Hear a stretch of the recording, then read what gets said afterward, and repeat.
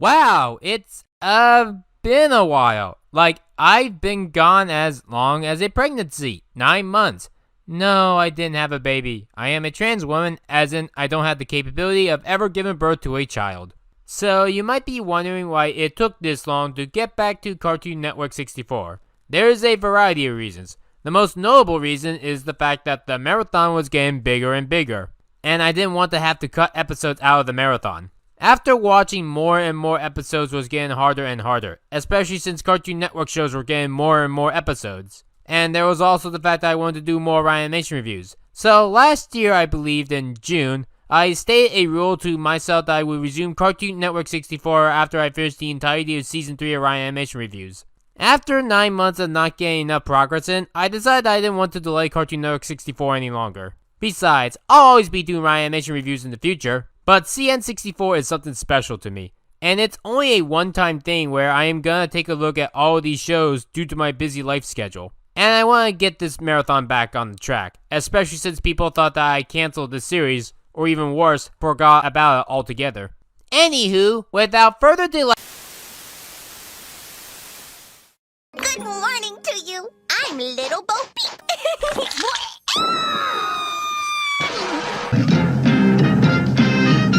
Bah, bah. Sheep in the big city.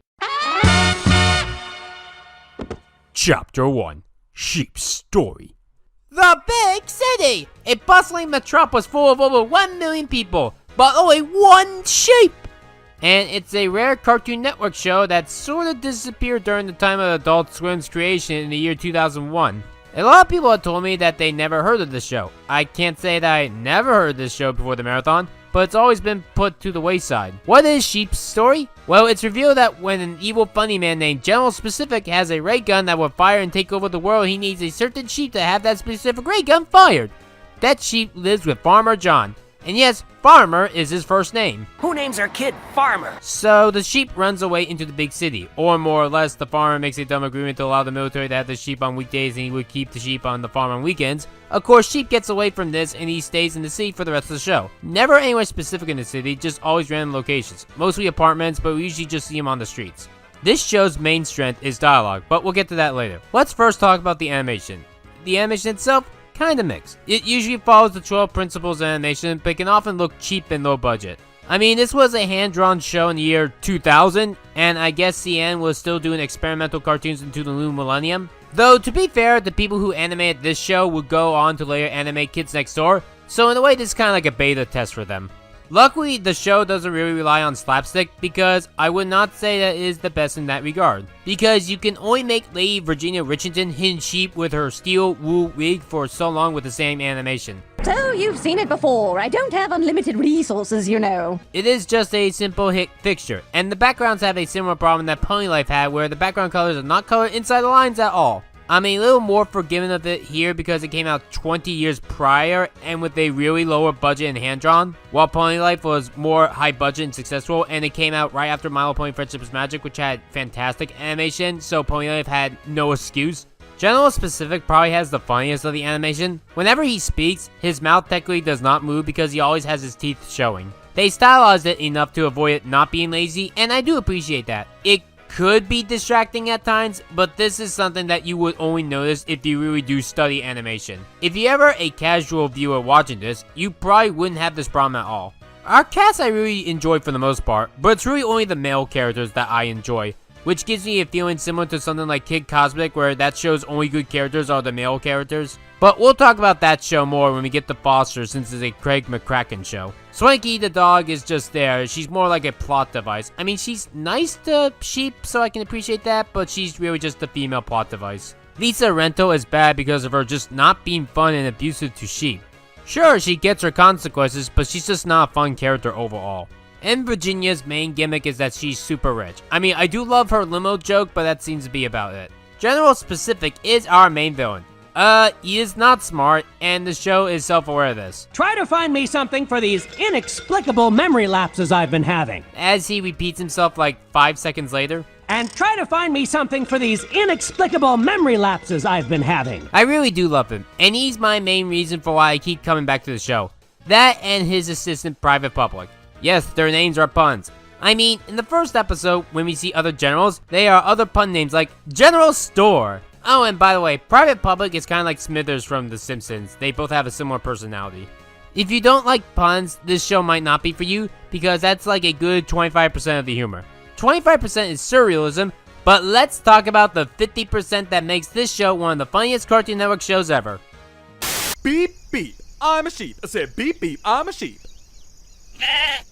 Chapter 2, the fourth one. Hey! What? What are you doing on my show? Why would you even call it your show anymore if you've been gone for 9 months? What did you do, have a baby? I already stated that I can't have a baby in this video. You did? Yes, I did. Here, let me show you.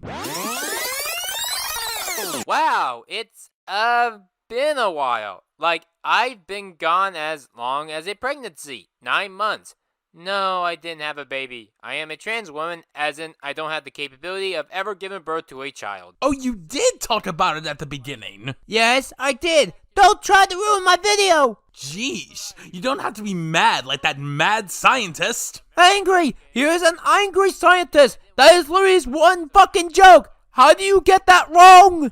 Well, you're not making this sound like fun. Let's just fast forward to the end and see what the next show is. Ooh, Time Squad. You love that show? Yeah, it's alright. So, when are you going to review that show? In July.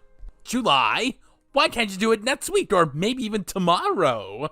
Well, first of all, why do you sound like Rube from SpongeBob? I can't help it. He's amazing! Okay, and secondly, it takes a long time to review these shows. Plus, I have my own big job that I usually do that takes up more time than my cartoon reviews. Alright, but I can't wait for more reviews from you. Finally, I can finish this. Chapter 2, The Fourth Wall. The thing that Sheep in the Big City is known for the most is its fourth wall humor. Literally every episode has at least one fourth wall joke. In some circle, I'm kinda surprised that this show is not that well known today, because a lot of modern humor involves the fourth wall, and memes as well. Now, fourth wall humor has been around since the beginning of animation, like I'm talking about the 1910s, with characters actually interacting with the creators. And even then, in the 1940s, we've had things like Tom and Jerry and Looney Tunes perfecting the fourth wall. Oh, no you don't! Get back in your seat! Yes, sir! Yes, sir! People talk about shows like Chowder and My Little Pony Friendship is Magic, which both have less fourth wall jokes than Sheep in the Big City. Now, automatically breaking the fourth wall in of itself isn't an automatic joke. We have seen products in the past fail the fourth wall like Drawn Together. It's right over there. Between Why You So Bitter About Being Canceled Land and You Have 3 or 4 seasons, you should be happy with what you got. Most shows don't even get that land. It's what you do with the fourth wall that makes it work. I mean, any random Joe Schmo can say, "Hey look, the audience can see us!" It's what you do with the fourth wall that has to make it good. Did you ever hear the expression think outside the box and have a thought to yourself of a man thinking literally outside of a box? We're going to have to start thinking outside the box. Yeah, it's that kind of show. This show, half of its run, likes to break the fourth wall. And it's really good fourth wall humor. Honestly, I'm surprised that no one talks about it. In fact, a lot of modern SpongeBob humor comes from here. It has a similar style and tone. I still think SpongeBob does it better for the better exaggerated imagination. But like I said, Sheep in the Big City is better known for its dialogue than its animation. And now, back to our heart-wrenchingly, spine-tinglingly exciting story! I just love how those men were talking before the intermission ended.